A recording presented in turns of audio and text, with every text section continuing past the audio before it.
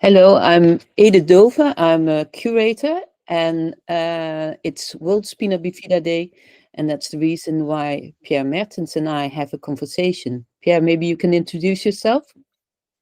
Okay, I'm a visual artist, and I'm the founder of an organization helping children with spina bifida hydrocephalus, mainly in the global south. The name is Child Help, and we are starting up on the 3rd of December an exhibition at the inauguration of Share, a knowledge center for accessible care for everybody.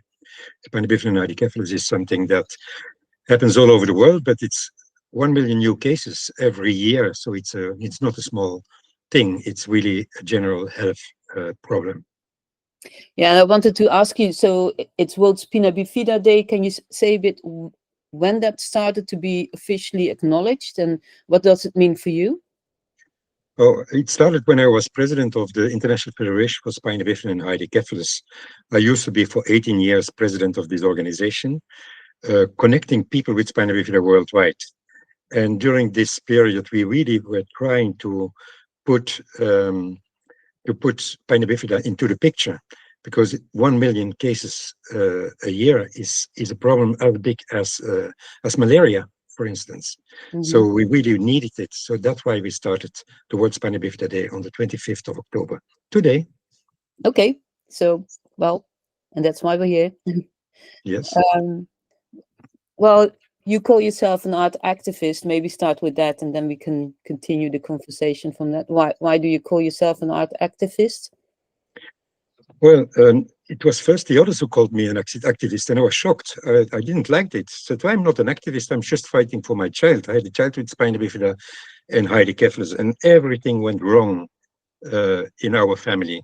So it took us 3 months to know what that care was possible. And finally, she died on a medical mistake when she was 11.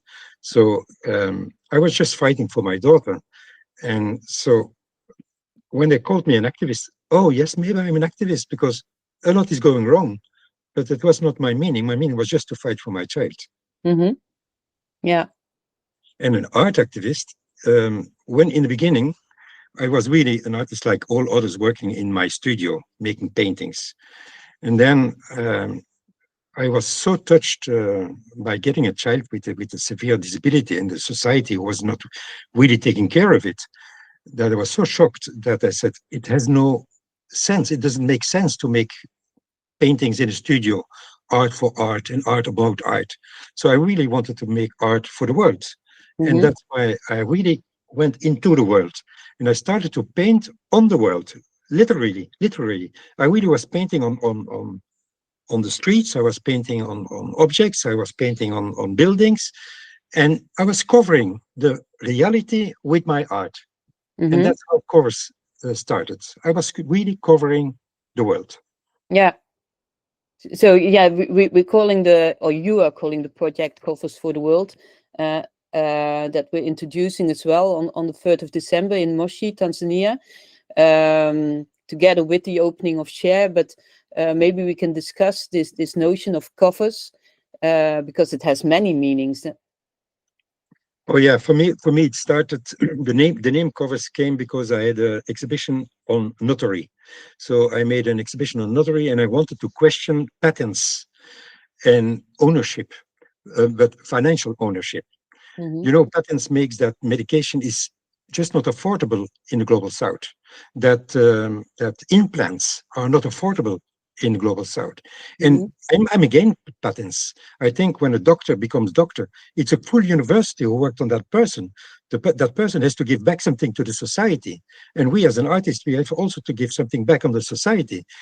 We are not we are part of the society.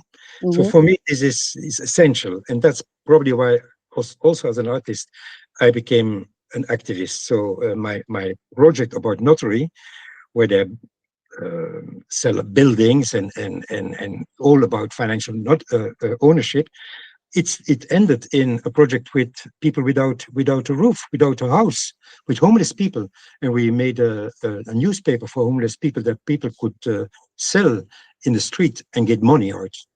Mm-hmm. So that's why I'm also an art activist, and not only an activist on health. Mm-hmm. But covers is also literally covering something in your case. Oh yes, so covers is covering the work of other artists. Also in science, every researcher is building on all the science that others did before. Mm-hmm. And that's why it's so I'm so much against patents, because that makes it unaffordable. So by painting literally on reproductions of works of Picasso and other people and other artists, I built really on their art, and I and their art is playing a role in the final painting.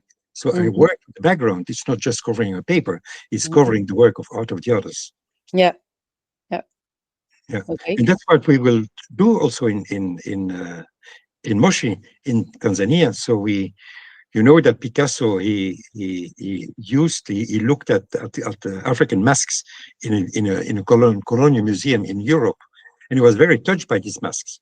So that's fantastic that he, and me too as an artist, I think these masks are really beautiful. Mm-hmm. But he just took it and he used it in his painting, not giving something back to Africa. So what we are now going to do in our exhibition is to give back this Picasso, the Demoiselle d'Avignon, the painting, very famous painting of Picasso, giving back to Africa, and we asked 4 artists from the region to paint on that canvas and to make a new painting, uh, claiming this mask again. So, and that's in the idea of decolonization. I think the colonial period, and still active in the post-colonial period, is always taking Mm-hmm. taking the goods, taking the materials, taking everything, but very rarely not giving back. Yeah. So I interviewed these artists, and they can be found on the website and on Instagram. And they talk about the effects of decolonization in these interviews, for not knowing anything about their own culture, because it's all in museums all over the world, which was very touching to me to you know about that theoretically, and then you get it back from the people involved. But decolonization is also at the heart of the project, but also in the way that you run, or co-run, I should say, Child Help International. Can you say a bit about that? Oh yes, child help is really decolonized in a way that I came without money to Africa. Mm-hmm. It was a Polish artist who gave me a painting so that I could pay my ticket to go Mm-hmm. to Africa. So we had no money, and I think that's why we are really decolonized. It was not there to distribute money and say, here, I'm the rich and I'm giving. I was there as a father, and I met with mothers and fathers in Africa, and we built it together with them. So the reason why we had a chance to be decolonized was because it was a fight, because it was equal. We were just in the same fight. What I experienced in Belgium, not getting the right treatment for my child, was the reality of these parents. And for all projects we did in Africa, we connected and we supported and we encouraged parents to come together, to fight for their rights in their country. So Mm-hmm. it's a movement. It became a movement, and the nice thing, when I was president of the International Federation for Spina Bifida, we started this World Spina Bifida Day. But you see that the World Spina Bifida Day is much more celebrated in Africa and in Latin America and in the global South, because the needs are there. Yep. eh? Mm-hmm. Let's say in the global North, a lot of solved, and even solved, not solved, because the large majority, 90%, is just aborted for spina bifida because they're detected during pregnancy. But this is not reality in the global South. They just are born and they have no access to Yeah. care. Uh-huh. So that's why. So we have no expats. So no white people running around with big logos on 4-wheel drive cars. No, we just all our trainings for even from neurosurgeons. These are African neurosurgeons training even neurosurgeons in like Vietnam or in Latin America. So these are. It's only when we need the knowledge from the north, we will translate it into what's possible in the south, and then uh, um, let's say caregivers from the north can of course contribute in the debate and in building the knowledge. And the shared knowledge center is nothing more than that. It's bringing all the knowledge from the world towards accessible and affordable in the south, not just for the rich, for everybody, for the 1 million. I think that the word share is important in that sense, and it's also standing next to each other. I'm reading a lot into colonization, decolonization at the moment, and in one of the books written by an African, he also says, yeah, it's all good to talk about it in theory, but will you come to Africa and work with the people here and really implement yourself? And I think that is what is so important. Huh? Yeah, they have to do it. Ownership, and then not financial ownership, but childhood is theirs, and that's extremely important. It's theirs. It's not from me. It's from them. They are in the picture, and their fight. When they go with their baby or their child with untreated hydrocephalus to a minister, and the camera of the television is there, this minister will change his policy, and that's the only way to get change. Okay. And art, what can art contribute to this? You as a curator, how do you see that? How do you see covers for the world in the actual contemporary art scene? Well, for me, we've been working since 5 years together, and that was for me a very important change, or maybe rather a continuation of how I stand in the world as a curator as well. I always go back to the origin of the word. So it comes from curare, means taking care of, and I see myself in that sense a bit as a caretaker. So I grew up in an artist family, and I studied art history, and then found out that I was only studying people that were long dead and buried, and knew that there were artists living around me, and I was interested in the living artists and collaborating with them and taking a part of the work that they're not that interested in, promoting themselves or working on a good CV, for instance, just administrative as well, and taking care of how they can show their work. Has always been important. But something shifted also by working with you and sort of realizing, okay, I'm coming in a point of my life where I want to consider what I want to do with the rest of it. I felt that the art world is in desperate need, actually, of a different take on things. And like you were just saying, making art for art's sake is not so interesting for you, and showing art for art's sake is not so interesting for me either. So I want to use my experience of more than 30 years in the art world to make the link to humanitarian aid, like child help, which has also to do broadening the sense of care. The word care is used a lot in society these days, even in the French society, the English word care. I live in France, that's why I notice. And it's this standing next to each other, caring for each other, helping each other, bringing knowledge together, which has become more and more important for me. So that's how I want to be a curator. Yeah. I see. Yeah, it was because you did a PhD on curating and care. That was the reason I contacted you and asked, can you help me with loving care, an exhibition we built together. Yeah, how was this? Because you even brought it in Watu, in the art project Watu. Yeah. Yes. So loving care was a very special experience, because it was right in the COVID period, and we organized it via WhatsApp, which was really weird. A really weird experience, and it's the only exhibition that I've never visited, but I was really pleased with. If I see the pictures of it now, I still feel that I've been there. So it was really very intense. And I know you were, we discussed all the time, how should we place things, and it worked out. But it was also clear that there hadn't been that many visitors. It was in the Blikfabriek in Antwerp, due to the COVID. So when I was invited to be the curator of the Waku Arts Festival, I saw that as an occasion to bring the work to a broader or larger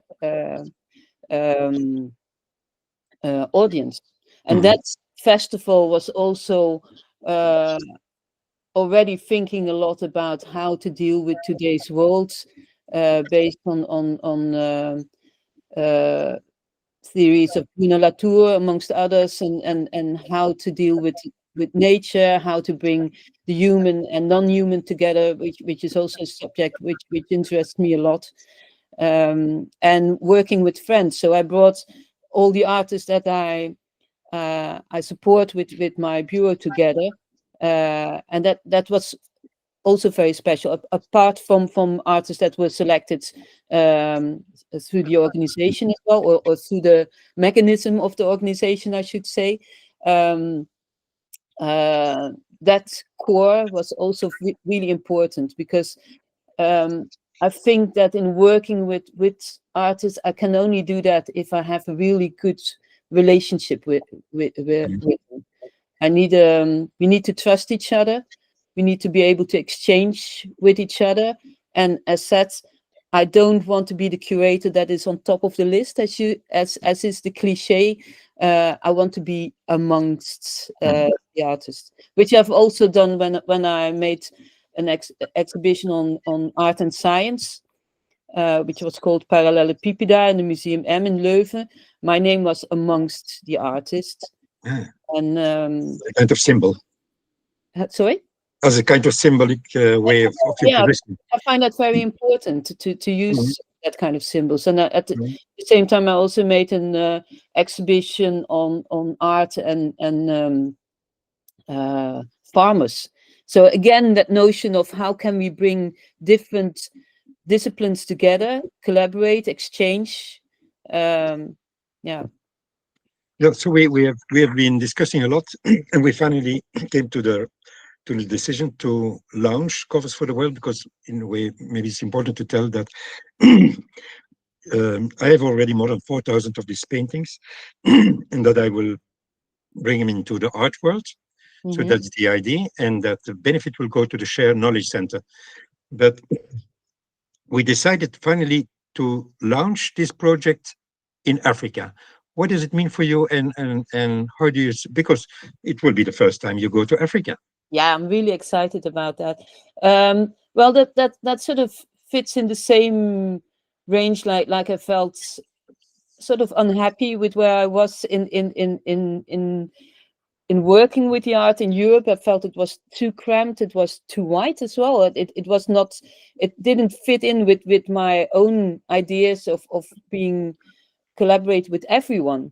And then I looked at my own bureau, and I thought, well, they are good artists, but they're all white, and the world is bigger than that. So that was also this idea of, well, my curiosity needs to be broader than that. It needs to be broader than Europe alone. And well, we've been discussing your work for a long time, and I always really felt the need to go, and the collaboration with the Tanzanian artists has been wonderful so far.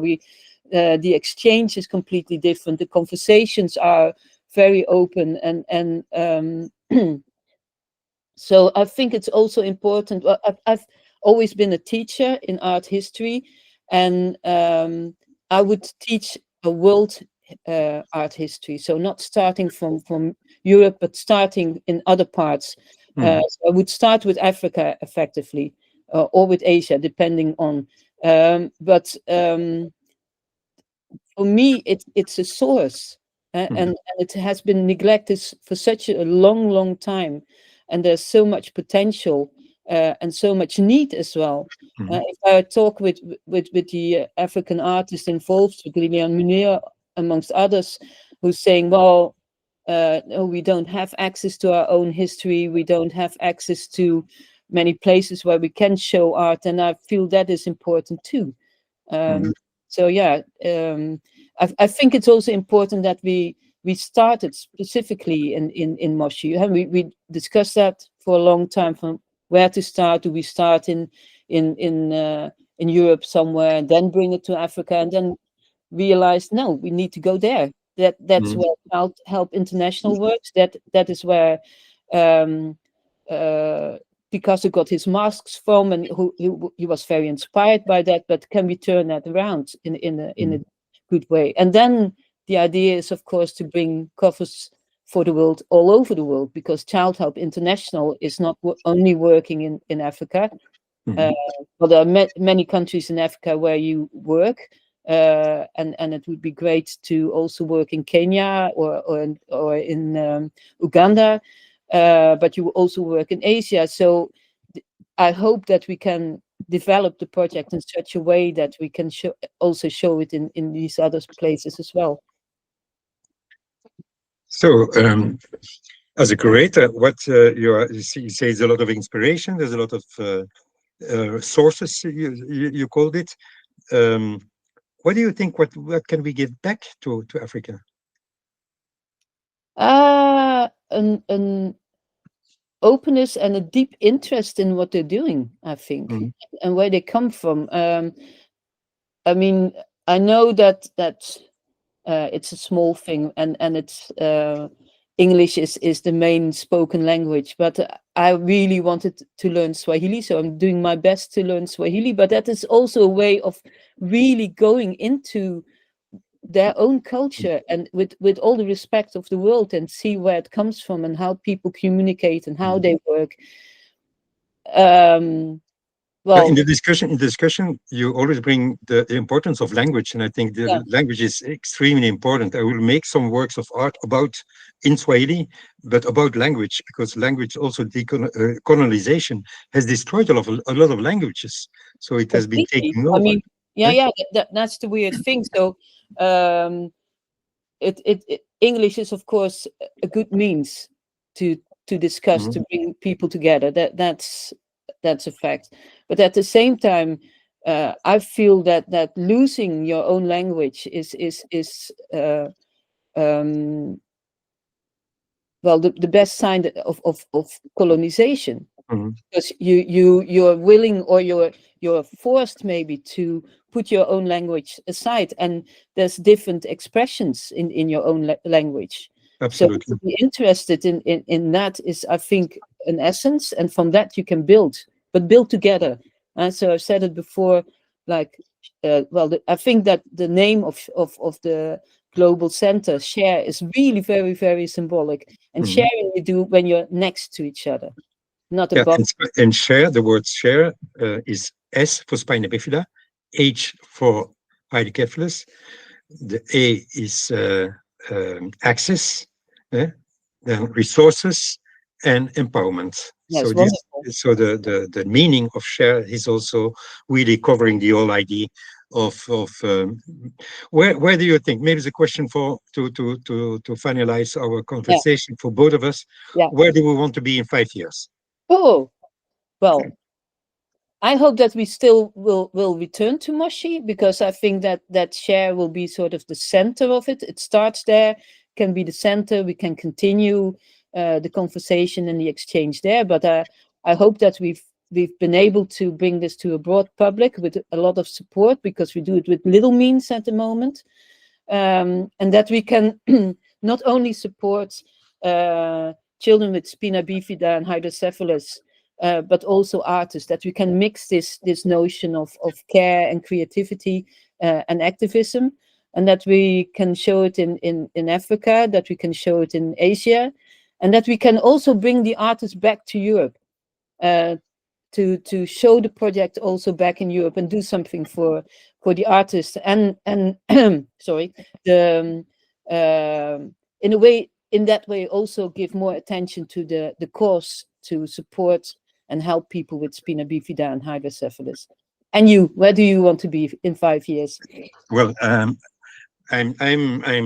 getting older, so in 5 years I hope that all Child Help is taking over by the people in the global south, that it works very well, and that it will and that it will grow, and that cooperation between North and South will be on an eagle way. Not we know it and you don't know it. We can learn a lot, as you said already, from Africa, and they can learn from us. So, and we proved it already in child therapy. So it is one of the surgical techniques that has been developed in our projects in Africa. It is now worldwide the standard. So it's not only, it's from both sides. And that me as an artist, I'm still very active. So I hope to continue with my art, and that and that I can bring this art to value into the work for the disabilities of my daughter. So I don't have a car. I have a house, so I don't have costs. So I don't need more money. So all the benefits will go there, and so that I fade out for child talent, but I can continue to give with my art to that work, and also that it will influence my art, because as an artist I want to change all the time. I want to develop further my art, so that so that's how I see it. Wonderful. So we work on that, Okay. and we're looking for partners to bring the series of drawings, because you have more than 4,000 drawings, and on the art markets, and that your share will effectively go to Child Help International.